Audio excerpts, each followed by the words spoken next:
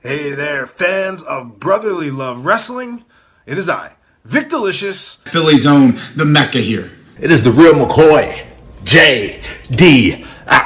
Justin D. Xavier. And it's your man, CD, the fallen angel, Christopher Daniels. Hello, boys and girls. This is your old friend, RJ City. Hey there, brotherly love wrestling. Bill Carr here.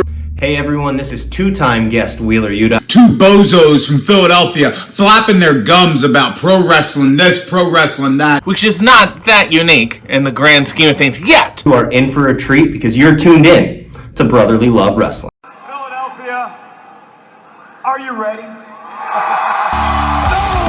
They said, are you ready? This is Brotherly Love Wrestling Podcast, your first stop for everything professional wrestling. So sit back and enjoy wrestling talk at its finest with your hosts, Larry Hall and Joe Corrado.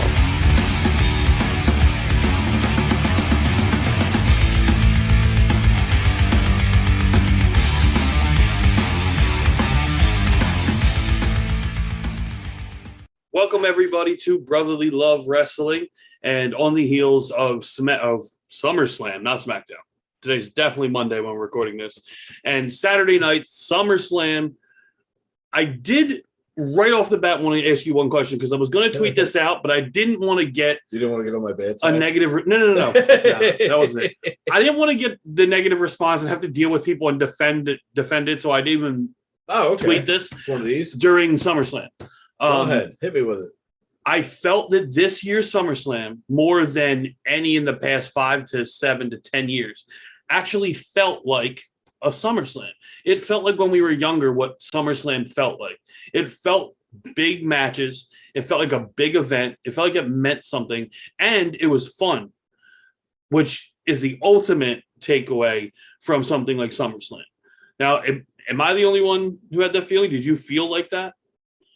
What was the criteria? Fun? Just fun, and like when we were kids watching SummerSlam, how it was this big party of the summer like they make it out to be, like Austin Taker in 98 SummerSlam, or like big time SummerSlam matchups, and the card stood up, the main event stood up. It was fun. There was so much athleticism. There was celebrity involvement, which was through the charts. I mean, it was ridiculous. Those could have been two of my favorite matches, honestly. Yeah. But did it feel like a SummerSlam to you? Did it feel like old time? It felt SummerSlam? like, I will say, it felt like a big four. Good. It felt like it felt like it was worthy for a big four. Like, if you want to call this the WrestleMania of the summer, It felt like that. Mm-hmm. It was star-studded. It was the biggest that you can get as a main event. Mm-hmm. Again, it was the same main event from WrestleMania, so I guess that's why it feels like it could have been a WrestleMania because it wasn't a WrestleMania type of thing. And then you get Bianca, Becky. That's a WrestleMania match. You have a debuting faction or a introduction. That doesn't necessarily feel like a WrestleMania, but it does feel like it's a big deal. Yeah. So I'm glad it happened on a big pay-per-view and they didn't just save it for something smaller. It did, in a stadium. Yes. It's daytime during the first hour of the pay-per-view, and then you get the darkness for the rest of it. Yeah, it felt like it was a big deal. Mm-hmm. It was a big deal. It was I don't remember many of the last year that were like really good or even memorable. I just don't. I've watched probably almost every one of them. I might have missed one, but there's so fucking many that you're allowed to miss one or two. Yeah, you can, because you're just gonna get the same thing the next pay-per-view, or you're gonna get part of the same thing the next night. Plenty of recap. I'll tell you what, I did love. I love Saturday pay-per-views. I do too, because I don't have to work Sunday. Yeah, it's a big difference. Also, too. I don't have to work Monday either, so I can start doing Sunday pay-per-views. Yeah, not everyone has that luxury. Most people go back to work on a Monday. I'm in the minority. Now you are, yes. For once, minority. Yeah. Anyway, I want to be the minority. Anyway, I forget what you said. I do want to say Logan Paul again completely blows away my expectations, even though I already knew. I'm gonna steal what you wanted to say. Okay. I'm glad that they tied in Ciampa and they tied in Ciampa into a storyline with it was done perfectly. Because does it really make sense that AJ Styles came out to help Logan Paul? Not really, until commentary kind of alluded to the fact like, oh, Styles must have been trading Logan Paul because he did a phenomenal forearm. Okay, cool. That makes sense now. Yeah. Whatever. Not great, but whatever. At least you did something to connect the dots. At some point. You tried. But the main point here is that you get Ciampa and Styles. And that's really all you really need. That's all you want. That's all you need. Out of this whole thing, Miz is great at putting people over and making them look really good, and especially in a big spot, in a big moment. Mm-hmm. Miz is very good at that. Yeah. And it probably was one of my favorite matches of the night. It's weird because that will never happen again where the celebrity match could end up, because I think the other celebrity match, well, if you want to call it Pat McAfee, he's a bigger star than the majority, I think, of the WWE roster. So of course. Call him a celebrity. Yeah. His match, he has everything that you're thinking of for a professional wrestler. Pat McAfee has it. Mm-hmm. Except if you don't have the body. If you want to go back body. into the 80s where he had to have been juiced out of his mind, but everything else he's got. Yeah, and he doesn't have to be flashy no, as far as moveset goes or anything like that. He can talk you into an arena. The bum-ass Corbin chant is all a product of Pat McAfee. And he gets every stadium to do it. And probably a push from the people in the back. Like you said it took. Yeah. Now you're running with it. Run with it. Yeah, absolutely. Yeah, Pat McAfee, he's gold. Every time, whether he's on the mic or even in the ring now, he has shown that he's worth it. Yeah, he absolutely belongs. It's crazy. On commentary, he belongs, If you think about some of the other celebrities that have they've had in the past, like Drew Carey comes to mind, Pete Rose comes to mind. Like they're there to strictly take some sort of weird bump. Yeah. But now the celebrities are actually training to wrestle. Did you see Dwight Howard? I didn't watch the promo. I heard he was at the WWE tryouts in Nashville. He was saying that it was actually reported from a couple different news sites, like actual sports, not sports entertainment. Yeah. That he was talking about when he's done, he wants to move to Orlando and become a part of the Performance Center. How crazy is that? Good for him. I mean, if he thinks he can do it, good for him. I hope he can. He's a beast, too. He is. He's a monster. He's going to look huge. He's going to look huge. There's a little bit of something you can match up against almost for that size. Probably haven't tried the dunk on him. That would be somewhere. No, of course. Vince would have had that. Yeah, I don't think Triple H would do that. That's true. So that's what I'll prelude to the first pay-per-view that Triple H was head booker, head of everything. What the fuck? If this is was this all it took? Not all it took, but it took a lot. It took a lot. It took a lot. Yeah. It took a lot to get Hunter. Yeah. A lot of the pieces fell, and Hunter got the position that we all wanted him to have for a while. And this was his first. Here you go. He brought back who he brought back from NXT. And I guarantee you he would have found a way to bring back more if they were available to him. Probably, yeah. Because he never wanted to lose his guys and girls. They were his. It's already being reported that WWE reached out to Sasha and Naomi, and they are supposedly on their way back to WWE, which you can see that happening if you've been paying attention to WWE at all with Triple H. Those two girls are two of his favorites, and they're two of the people that he helped groom. So I just said this. Triple H has a different connection with all the young talent because he basically prepped them. Mm-hmm. He didn't want them to go. No. He never wanted them to go to main roster. He wanted to build his infrastructure as the third brand. Vince took that away from him, and now he's in control of all the brands. Yeah. I think from top to bottom, we're going to get a better product. I think NXT is going to. I think that's going to change a little bit. I don't think it's going to be as cartoony. I think you're going to see more actual wrestlers again. I think you're going to see more more people elevated. I think you're going to, because right now you only know maybe a few of the stars and they're really trying to build. I think it's going to be concreted, like sink or swim. Like, we got the faith in you. Mm-hmm. I think this. I think Carmelo is going to be skyrocketed. I think this NIL thing that WWE is doing, which is that pipeline that they wanted to do from athletics into the WWE, or just like entertainers or anything like that, that they set up that they won't be indie wrestlers, they'll only be from this pipeline that they're going to dip into. I think that is going to be, I don't want to, maybe done away with altogether, because I feel like they said this tryout went really, really bad. And they want to go back to indie wrestling. They want to go back to someone like bringing in people that at least know how to take bumps or something, that have some kind of knowledge of the wrestling business when you're becoming a superstar for the WWE. I mean, there was a shitload of talent that he brought up and kind of made, like, they might have had some popularity. Like, they might have been popular indie wrestlers, but he made them top wrestlers. He made the new character that they are legit, believable. You know what I mean? For almost everybody. Yes. Anyone that came in NXT when it was black and gold and when Triple H had his hands in it.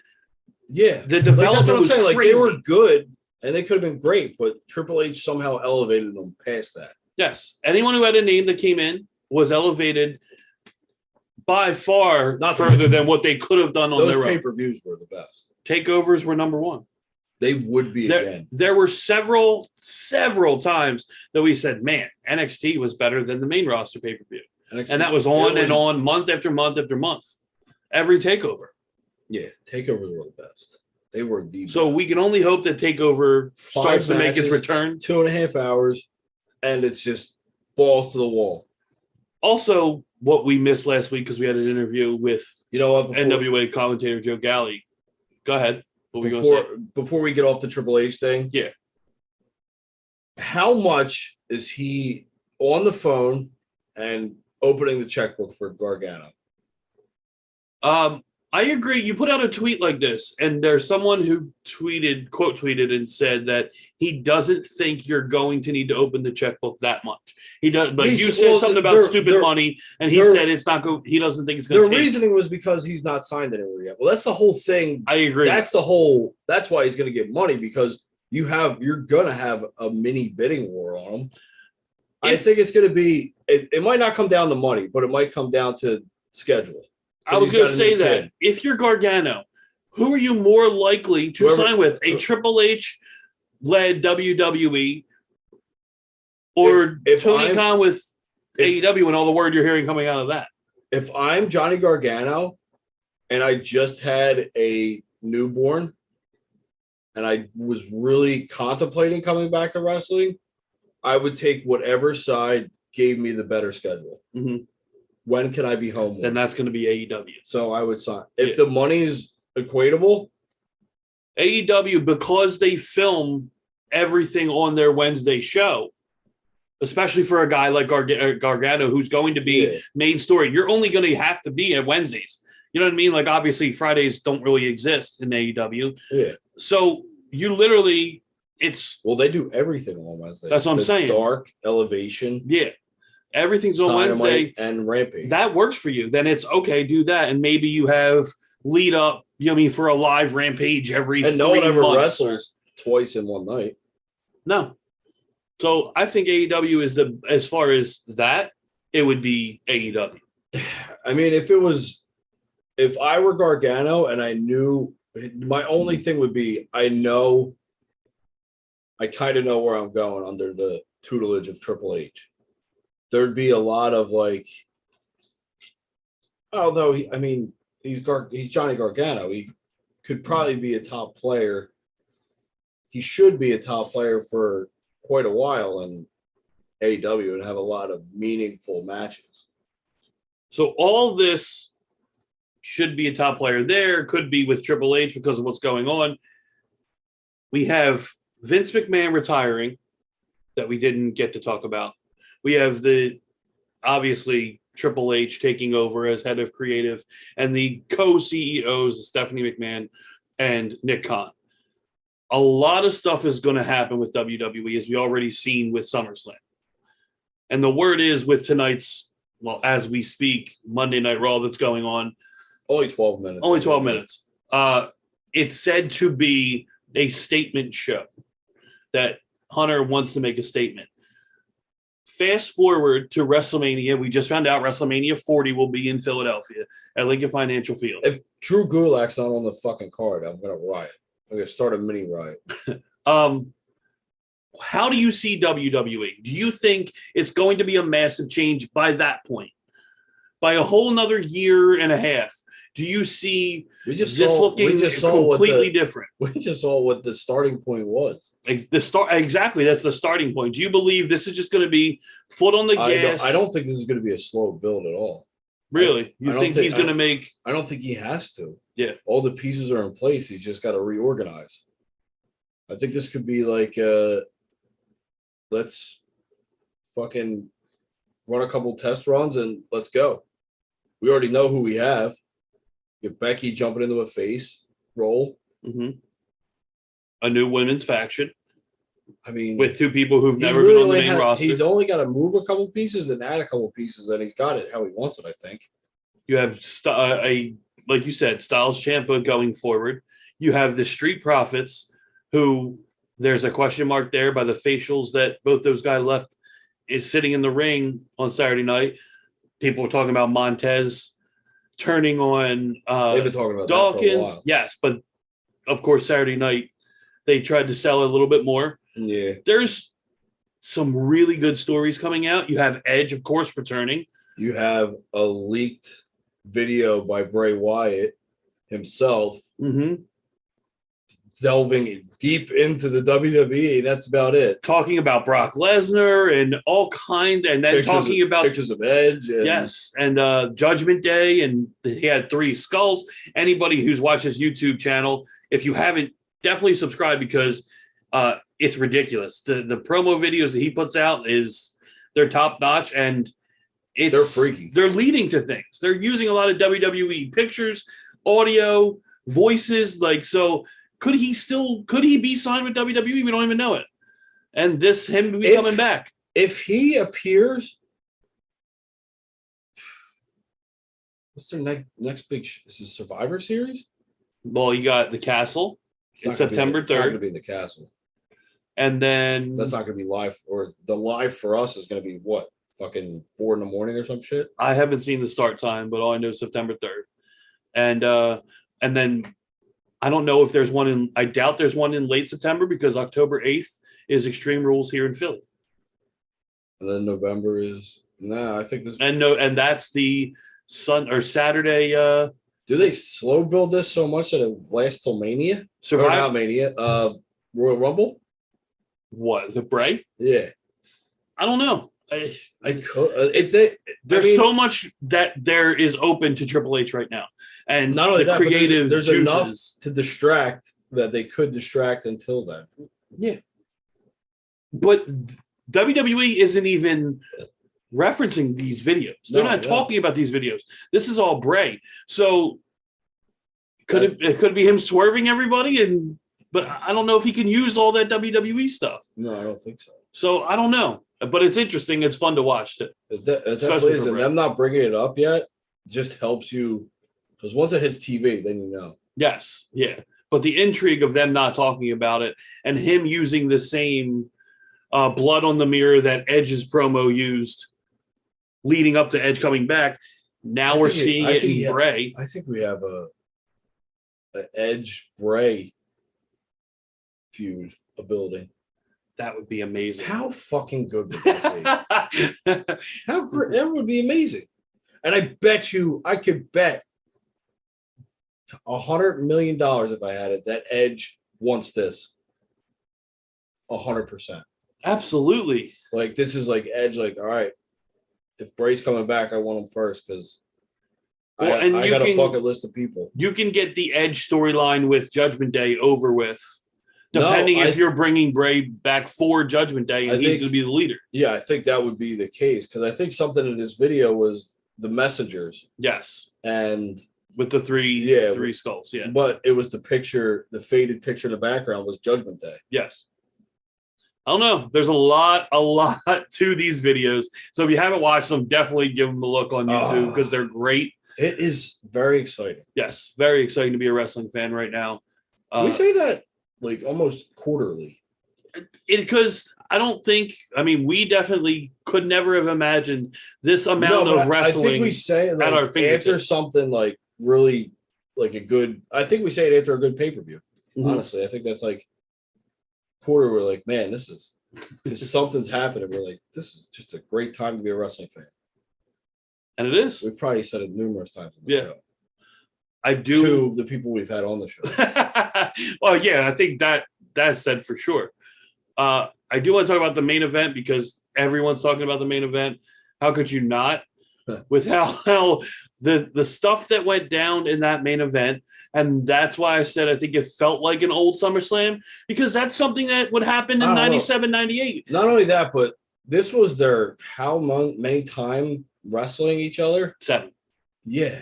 This one felt fresh. It did. It felt fresh somehow. Like somehow they did it. But so did Mania.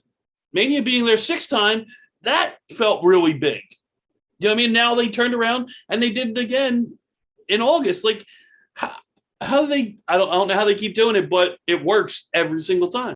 The only thing, this is going to be very minuscule, but the only thing that I didn't like about the Roman and Brock match is that I predicted part of it before it happened. And as much as I really like the few times that I am right, I didn't like it this time because I guess I was like, man, I was really hoping I was going to be wrong. That when Theory came down, got Roman, and then got F5'd, I said that was going to happen. You did, yes. Like before the pay-per-view started. I like that, though. I'm glad. I'm glad that he didn't I'm okay with it, but I don't like that I guessed right. that you guessed and like you did happen. I felt like it was so simple. Like, man, now I kind of hope I'm wrong. Yeah. And I wasn't wrong. No, I get it. I do like it. I didn't have on my scorecard Brock lifting the goddamn ring with a fucking backhoe. That was amazing and crazy. How much fun did he have driving that down the ring? It was straight out of 98. It was something Austin would do. Like it was fun. It was a moment.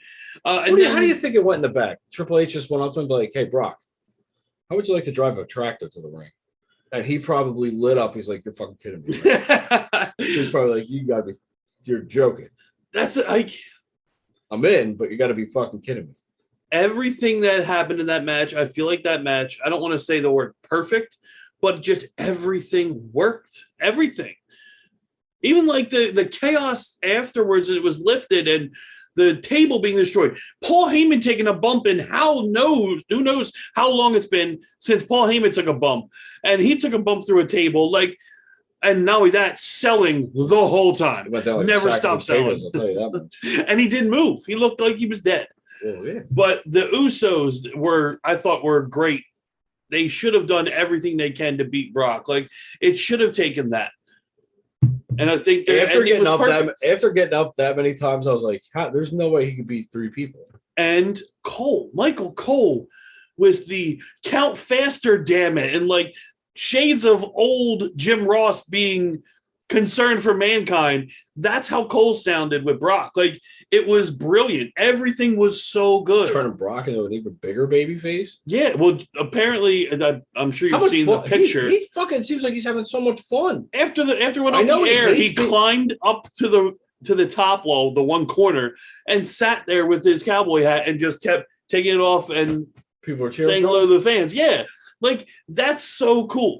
It's part of WWE we haven't seen in a long time. What we talk about when we interview guys and girls from the indies is we tell them all the time, like, we can tell how much you like it because of how we watch you when you're doing what you're doing. Yes. I mean, we could tell that you're having fun. Like, you could tell that, like, Brock on a much bigger scale is having fun with this. It's just like, fuck it.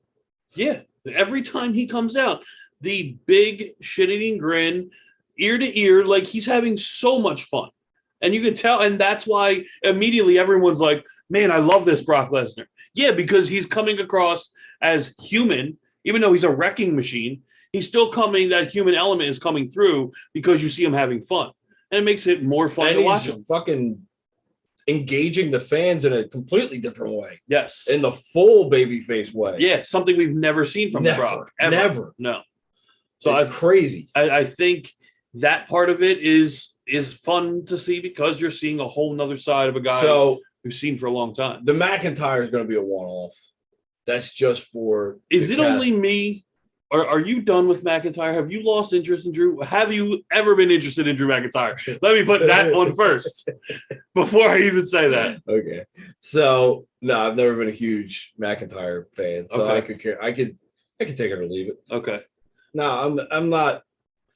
He's not someone I want to see, but he's someone I can see always being up there. He's the only one. He's that old school WWE way where, okay, he looks physically adequate to challenge for the title every fucking time, even if he's on a losing streak. Oh, look at McIntyre. You stand him next to a regular person. Yep. He looks like he can kick a lot of people's ass. Sure. Yeah. It makes sense. He looks like he can beat people up. Man, now I got to sneeze. I am fighting it today. Bless you. Thank you. Would you rather a Bobby Lashley? Yes. But I still don't think I know why they're doing it, where they're doing it. That's why it was between Sheamus and McIntyre. Yeah. They're kind of fighting in fucking home court. Yes. So Lashley wouldn't have fit there. Yeah, I agree. I'm just talking as in general. Being as that, I think McIntyre is a one and done for now. I think Lashley can work his way in there. I think if they're going to do anything, unless they have someone lined up, a big name lined up right away, I think you're going to see a couple Lashley, maybe a couple other matches where Roman gets the win, but they pull a storyline out of it anyway. I got you with that. But no, I don't see anyone else beating Roman unless it's a cash-in. But Theory looks like a Vince guy, not a Triple H guy. Yeah, we'll see what the coming weeks hold for Theory. Like, I feel like Triple H built a better character already than what Theory's already doing. Like, I feel like he had Tyler Breeze. Like, he did that much better. Yeah. Theory might have a bigger look and stature, but Breeze did that whole thing much better. He did it much better, but I still don't think we've even scratched the surface with what Theory can do in that ring. And I think once that is unlocked to majority of the fans who have not seen it yet, I think this guy is going to be skyrocketed even more than he already is because he's phenomenal in the ring. Like, legit phenomenal in the ring. And he hasn't even been able to showcase any of that because of what he is right now. Well, I don't think they care about it in the ring. I don't think I agree. I think they put in a sense. I think it's more or less because they've 7 dozen really good in the ring people. It's main event, can draw a crowd. I think that's still the benchmark, no matter what. It definitely is. I don't think Theory's proven as that yet. That's why Roman hasn't lost it, and his main challenger is Brock. Yeah. Because they already know, like, okay, at any moment they could be the flag bearer when we need them to be. They could be the top. Yeah. Orton, when he was there, can count on Orton, and maybe a couple other people, Edge. But they haven't, and Rollins. But they haven't tested the waters with anybody in a long time. I'm interested to see the biggest thing is hoping that we're going to see people thrown at you. You know what? They might. Certain scenarios. Theory's probably at the same point now that Rollins was when he won his first. Maybe not age-wise, but I feel like kind of like how they're going, the trajectory, I could see him being on a Rollins. Yeah, that makes sense. Yeah, no, I get that comparison. I don't think he's as good as Rollins by any stretch of the imagination. No, not yet. I don't even think he's as good as Rollins was at that level. I don't think he's even there yet. But I could see that that's how he's being built. So either way, I really do like him. I think the character needs to be tweaked a little bit, but I think he's amazing. So also what happened this past weekend and last night, Sunday night, was another last match. And not this man's first last match. No. It is his final match, last match, whatever you want to call it. His Ric Flair, real last match. His real last match. Really? This is really. It needs to be. It needs to be. I hope it is. It needs to be. Longer it's going to take him to get that blood back into his system. Ric Flair went out the way he wanted to go out, and that really, I guess, that's all that really matters. And he had a bunch of people there watching him that he wanted to be watching him. Yes, I was impressed. I don't know if I want to say impressed, but like, I think I was more taken back that Foley and Taker and Brett were actually there. Yeah, right. To see it. Like, that took me back for a second because I'm like, man, I looked at this as some indie show that Conrad put together that wasn't going to be, and then I see them and I'm like, and not only that, the quality, it really looks like back in the 80s. Like, it looked really cool. So I got to give it to him. It was amazing. And to have those guys there ringside, I mean, that's awesome. If one thing could be said, WWE is underutilizing Jeff Jarrett right now. Yes, Jesus Christ. Like, the heel work. Like, how? Like, he could be on the roster right now actually doing something. Okay, you want him to be elevated to the level? You put Jarrett with Austin Theory. I don't think that works unless you're trying to put fucking Theory into the babyface. Why? Because Jarrett's playing the heel. I want him to mentor Theory. I want him to be with Theory. That's what I'm saying. I want Jarrett to have a mini run by himself. I don't know. That would obviously be up to Hunter, but I think he has it in him. I think he could 100%. I mean, that match. I think the fucking special guest referee is a waste. It's a giant waste after what we saw Sunday. That heel work. I mean, maybe WWE watch him, be like, well, damn. I hope they did. I hope they did, because what the hell was that, Jeff? Double J? And yeah, you can't do the Double J character. He has to. I want him to bring Slapnuts back. I think he can bring Slapnuts back. I think he can get that over again. Yeah, I don't think it would take much. No, I don't think it would take much at all. It's a good nostalgia. It is. All he's got to do is break a couple guitars over people's heads. Maybe he breaks a guitar over Ezekiel's head and turns him into Elias. They can't turn him into it. They're two different people. No. But let's just pretend that Triple H doesn't like that anymore. And he's like, I'm turning you into one person, damn it.